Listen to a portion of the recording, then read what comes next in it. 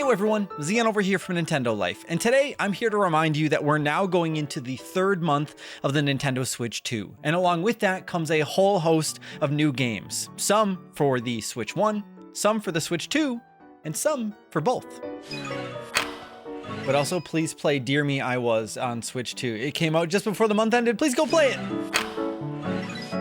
I don't know about you, but against the advice of my friends, I've still not watched or read any of Demon Slayer. But now I really want to play the games, and the second one in the series comes to Switch on August 5th. Demon Slayer Kimetsu no Yaiba The Hinokami Chronicles 2 reminds me of the Naruto games from the Xbox 360 days. There you had Rise of Ninja and Broken Bond, which gave you a 3D open world to roam around, with buildings to scale, buddies to chat with, and loads of battles to take on. Demon Slayer 2 follows a similar structure, so if you're not familiar with the source material, you'll want to dive into the original game first. When we reviewed the original Demon Slayer on Switch back in 2022, we quite enjoyed it for it being a faithful adaptation of the story and the visuals. So if you're like me, and Demon Slayer has always been a bit of a curiosity for you, this may be one to keep on your radar.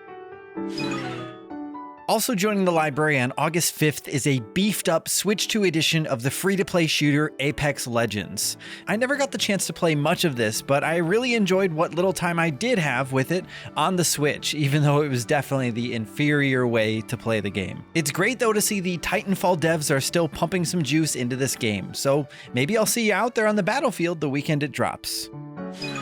There are a lot of cozy cooking games out there these days, we know it. But there are also a lot of things that this game Fruit Bus seem to be handling differently and potentially for the better. Launching on August 7th, Fruit Bus lets you manage your very own food truck, or fruit bus. And you'll get to drive it around and go out and scavenge the lands for new fruits and vegetables that you can use to whip up tasty dishes for all sorts of patrons.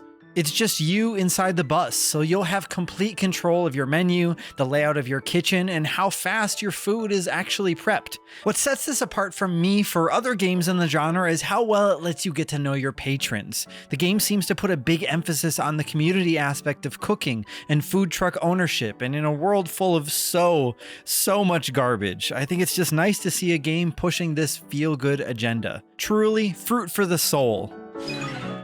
Even if you've never played them, there's a good chance you're aware of the cultural importance of the shoot-'em-up series Gradius. I first played the home console version of the spin-off Life Force on NES, and while I found it nail-bitingly difficult, I'm really looking forward to giving the arcade version a go when Gradius Origins hits Switch on August 7th. This collection bundles up 6 arcade Gradius, Life Force, and Salamander games with a slew of different regional variations, along with a brand new game from the developers M2 in the form of Salamander 3. I've never been very good at vertical or horizontal shooters, but I do love plunking a few quarters into one at an arcade and having some fun with a friend.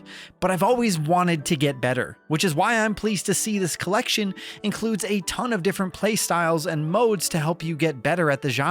There's an easy mode that shows you enemy hitboxes and gives you a smaller hitbox, a rewind feature that can help you better understand and practice enemy attack patterns, plus a training mode that lets you replay areas of the game to try and memorize patterns in a shorter amount of time. Back in the day, these games hoped that you sucked, so that way they could suck up as much of your money as possible, but I like how now they just want you to be the best player you can possibly be. Our longtime viewers may remember years back when we covered that cute little $1 eShop platformer with the yellow bird, Tori 3D. Well, the solo developer is back with a more ambitious take on fast-paced 3D platforming with Tori Saturn on August 8th. Now, for the cost of a burger, or even less depending on your region, you'll get a game with a more fleshed out story, more cutscenes, a little hub to explore, and music and gameplay that wears the flair of Sonic Adventure 2 proudly. Ever since making that original video on Tori 3D, Alex and I have stayed in contact with the developer, and it's worth mentioning Alex was actually able to playtest this game early in development and give some feedback, and one of my best friends actually was hired to make some music for the game. So in turn, we probably won't be reviewing the game on the channel as we don't want to let our bias get in the way of things, and we bet you all understand that and hopefully appreciate that. But at the same time, it's still so incredible to see how far Tori has come, so give it a look. From the moment Dragon Drive was revealed, I thought there was something Nintendo wasn't telling us about this game. I was sure this was going to be some secret minigame to later be bundled with a bigger package, sort of like Star Fox Zero and Star Fox Guard or Blast Ball and Metroid Prime Federation Force. Well, I was totally wrong, as the full game is launching as just Dragon Drive on August 14th for $20, and it's a Switch 2 exclusive. When Rocket League first hit the scene, it caught a lot of attention for its unique take on soccer, or football.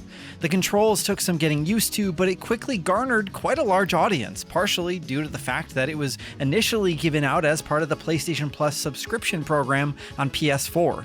With DragX Drive, however, Nintendo is hosting an open playtest the weekend before launch, but only for a few hours at separate times throughout the weekend.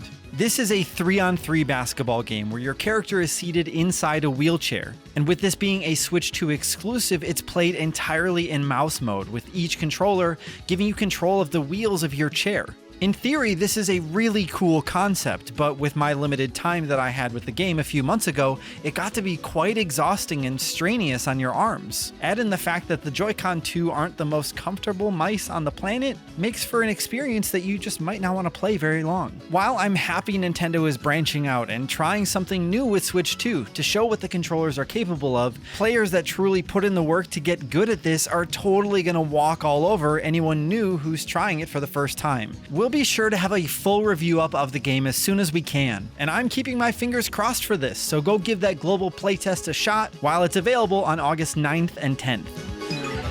Also dropping on the 14th of August is a game whose developers have previously worked directly with Nintendo as well. Iwakura Aria instantly drew me in with its entrancing box art, and I shouldn't have been surprised when I learned this is a visual novel adventure game developed by Mages, the team behind Steins Gate, the Famicom Detective Club remakes, and the latest FDC game Emio the Smiling Man. There's a pretty lengthy demo available on the eShop that I managed to play all the way through, and while it has a pretty slow start, it has me at least interested to see where the rest of the story goes, as nothing is as it seems. And you know I'm going to be keeping my eyes out for the physical edition of this one.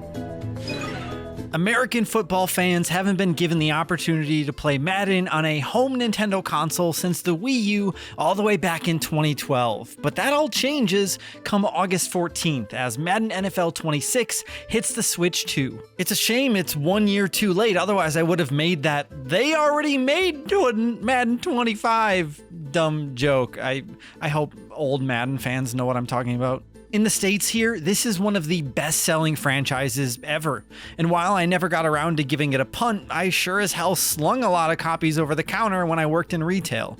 Mark Delaney from GameSpot had the chance to go hands-on with this Switch 2 version and claims it'll have feature parity, which would really make this a true touchdown for Nintendo fans. So please, EA, don't fumble this release.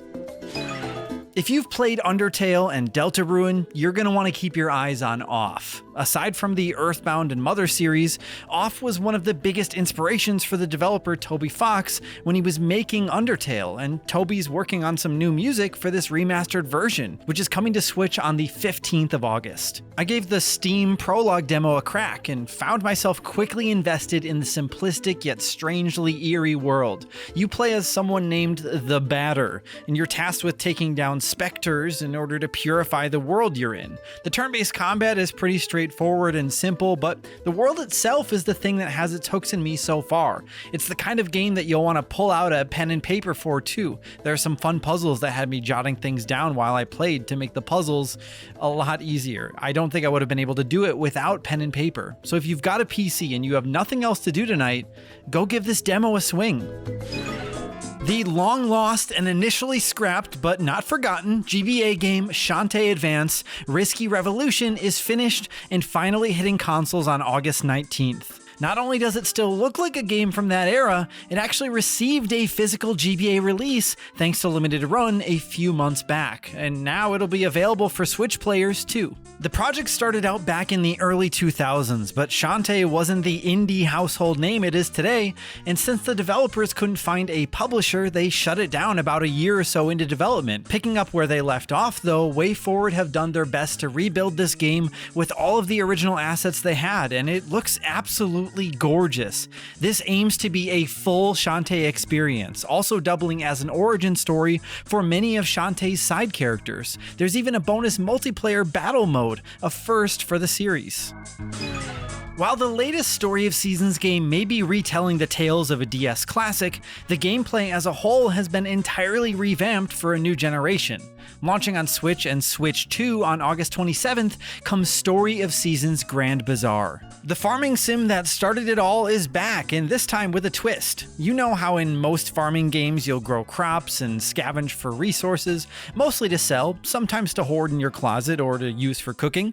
Well, in Grand Bazaar, you'll be able to run your own stall throughout the week to sell the things you find and make. I've personally always wanted to own my own store, so there's something really satisfying to me about decorating the layout and picking and choosing what would be available for customers. I love the art direction of this new game too. It's so detailed and the characters really pop. I just hope they're just as fun to get to know, so stay tuned for our full review later in the month.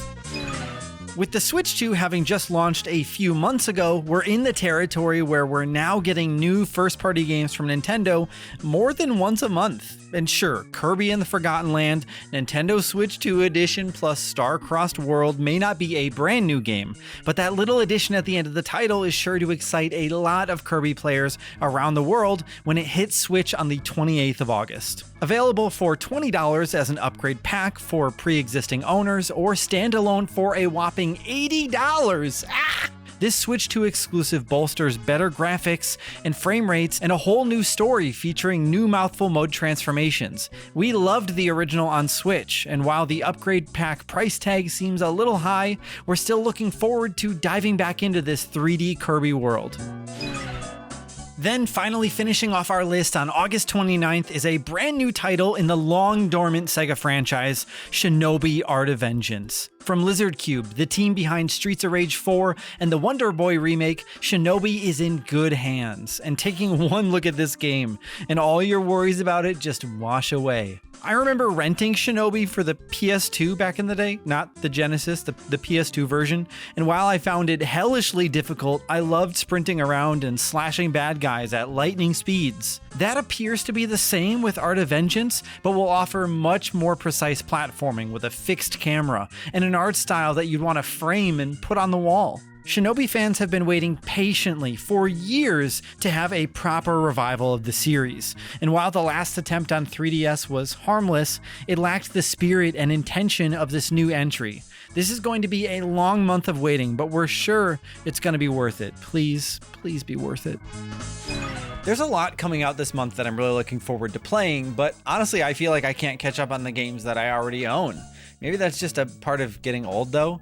But honestly, who cares about what I think? What are you most looking forward to this month? Let us know in the comments down below. Try and convince me and everyone else what games you think we should play in the month of August. And of course, if you enjoyed this video and you want to see more videos like this, then why don't you check and see if you're subscribed to Nintendo Life so that way you get notified whenever we put up new videos like this. Thank you all so much for watching. I'm Zian from Nintendo Life. Stay safe out there, and we will see you all next time.